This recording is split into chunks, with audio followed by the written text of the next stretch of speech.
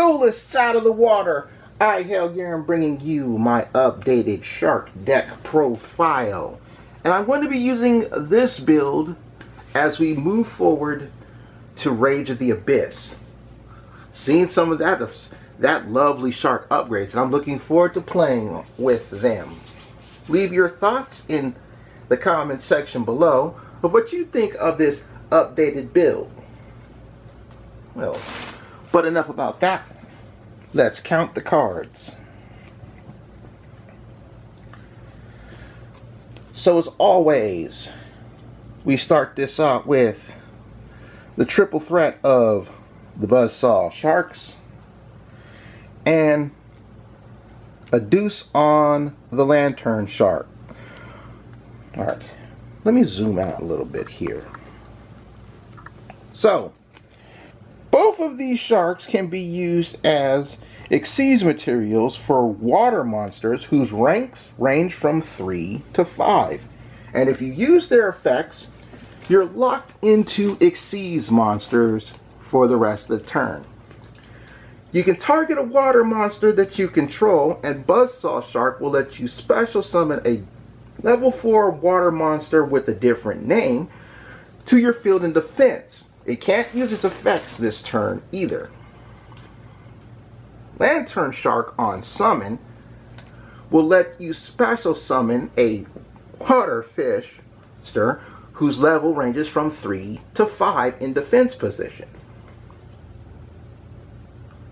Next up, 2 copies of Abyss Shark and 2 copies of Crystal Shark. Most folks will play 3 Abyss Shark and then 1 Crystal. I like the 2-2 split. Both of these sharks have a similar effect as Buzzsaw and Lantern Shark. They can be used as Xyz materials for an Xyz monster whose rank ranges from 3 to 5, but these 2 sharks can only do that with a number monster.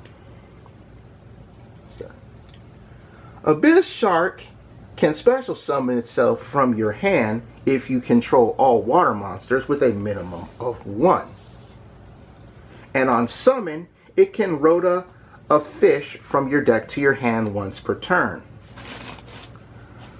Alright. Crystal Shark can also special summon itself with water controlled monsters. You can target one and then special summon it, but you cut its effects, or excuse me, you cut its stats in half for the turn. The thing you need to note about these 2 sharks is that when you use Crystal Shark's effect, you're locked into Xyz monsters for the turn. But when you use Abyss Shark's effect, you're locked into water monsters for the turn. Another thing to note about Abyss Shark is when you Xyz with a number monster and it deals damage to an opponent's monster, after using it as material, you inflict double battle damage. One right hand shark. A lot of people call this a brick. I will show you how to turn a brick into a wall. 2 Xyz Remora. You detach 2 Xyz materials from monsters you control to special summon this bad boy. You can even bring 2 level 4 fish from your graveyard and special summon them to the field. But they can't attack, they're stuck in defense mode, they can't use their effects, and they can only be used as Xyz material for the water Xyz monsters, which isn't too big of a deal because most of the extra deck in a shark deck is water anyway. I still like to play the 1 Xyz Slee Dolphin. It special summons itself from the hand when an Xyz monster is summoned to your field. And outside the turn it was sent to the graveyard, and outside of the damage step, you can actually attach this thing to one of the Xyz monsters you control. So it's a reusable Xyz material. 2 copies of Lifeless Leaf Fish. This essentially is Armageddon Night for fish monsters. You can even Pot of Avarice 3 from your graveyard for a fresh draw. Silent Sea Nettles can also target up to 3 water monsters in your graveyard for a fresh draw, and can extend itself if you control all water monsters, but you're locked into water monsters for the rest of the turn. If you want to use the Tangy Spirit Shathana instead of Silent Sea Nettles, you're more than welcome to do so. 2 copies of Minai Ruka. This special summons itself on the activation of a water monster at quick effect speed. It also has a once per turn where you can tribute a face-up water, sea serpent, or aqua monster to Veiler one of your opponent's cards for the turn. 2 copies of the last monster you'll special summon from your hand, Silent Angler, 1 Gamera, and 2 Veilers for the hand trap of choice to wrap up the monsters. Going into the spell game, we have our Fusion Engine. You're going to pay a couple of racks, if not one, to special summon a level 5 or lower fusion monster from your extra deck. In the case of Ready Fusion, level 6 or lower, but it has to be a normal monster. No problem.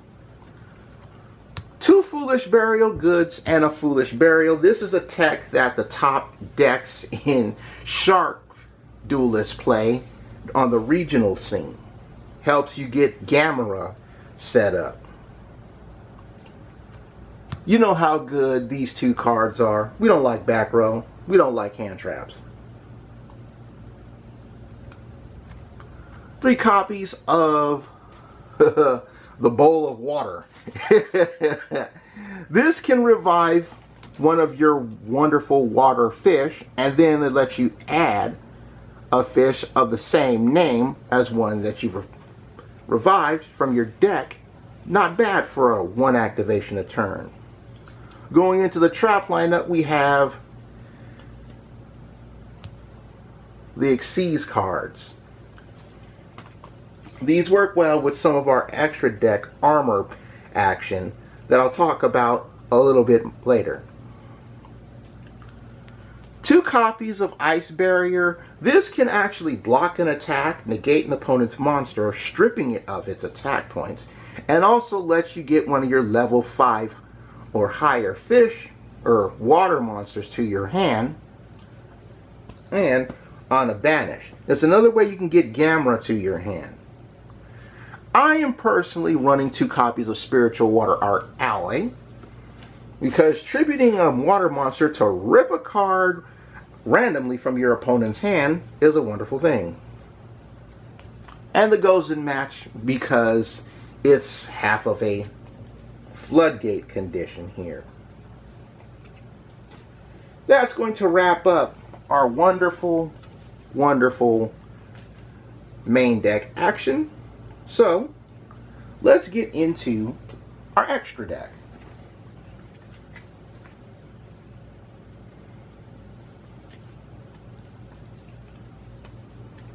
Alrighty then.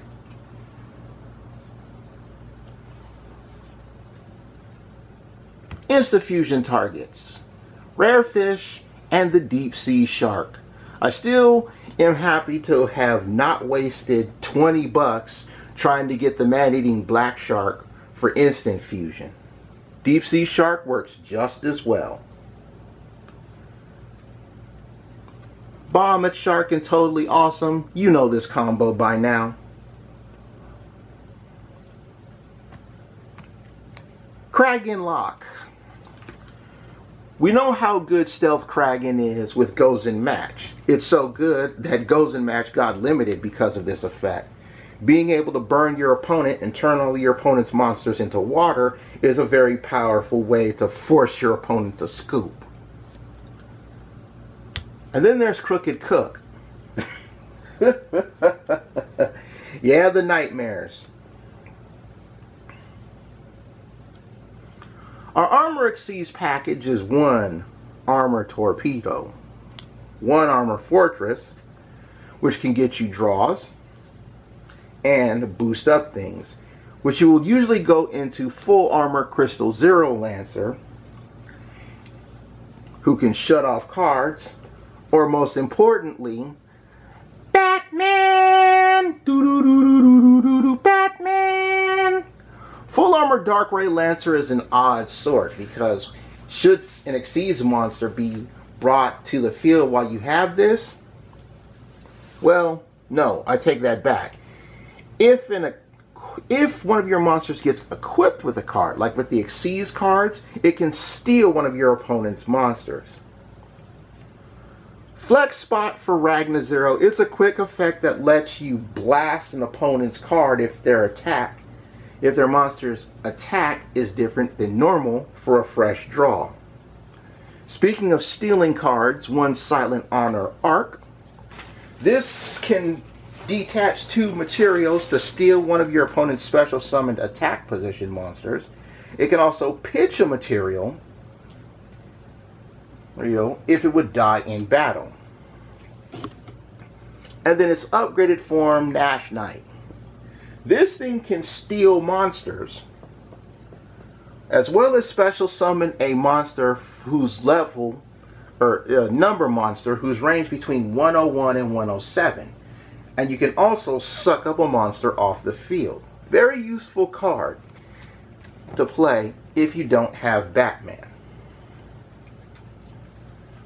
So a couple of things to talk about when it comes to this deck, and that is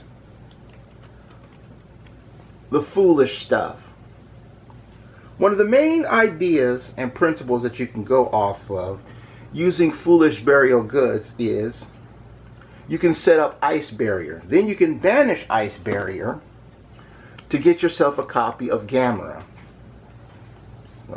You can even Foolish Burial a Gamera and get yourself one of the sharks, like the Abyss Shark or the Crystal Shark, and you can go through their plays right off of that bat.